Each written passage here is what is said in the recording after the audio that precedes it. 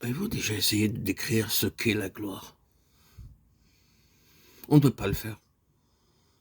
Et nous considérerions comme insensé celui qui essaierait de définir la gloire de Dieu. Cependant, avec l'aide du Seigneur, examinons un peu cette question.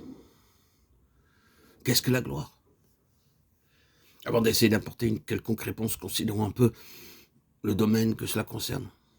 Répondre à cette question du point de vue des Écritures signifie aussi que nous ayons la compréhension d'un bon nombre d'autres sujets.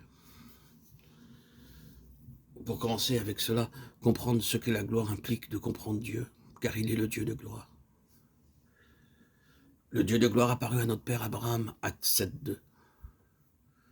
Cela nécessite aussi d'expliquer son attention concernant la création, car au centre de sa création, il y a ce mot qui exprime son intention, la gloire de Dieu. Pour répondre à notre question, il faut aussi connaître la signification de la chute. Premièrement, la chute de Satan, à laquelle toute cette question de la gloire est liée.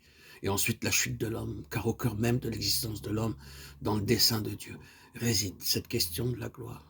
Ensuite, il faudrait connaître la nature et la signification de la vie éternelle, de cette vie divine, incréée, que Dieu désirait que l'homme possède, et qu'il n'a jamais eu jusqu'à ce qu'il l'ait en Christ. Pour cette vie, il y a potentiellement cette gloire. De plus, pour connaître la signification de la gloire, il faudrait connaître la signification de la rédemption. Car encore une fois, la rédemption gravite autour de la gloire. Remarquez que là où la rédemption est présentée comme un fait accompli, même en type, la gloire est reliée avec cela. Considérons l'autel et la cuve d'airain et tout ce que peut signifier la rédemption. Et la finalité de cette question, c'est la gloire de la Shrina, la présence divine dans le lieu très saint. Tout aboutit à la gloire. Comprendre la gloire sera donc comprendre la rédemption.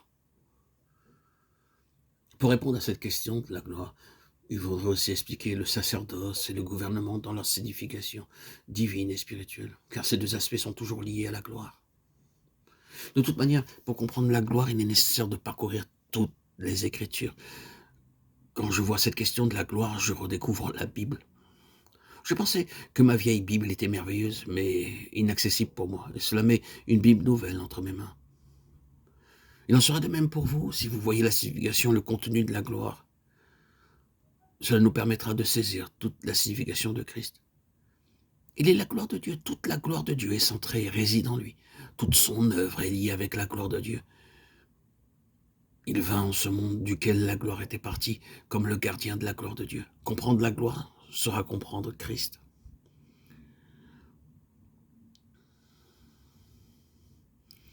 Si nous saisissons la signification de la gloire, nous connaîtrons notre appel, car nous sommes appelés à sa gloire éternelle. 1 Pierre 5.10.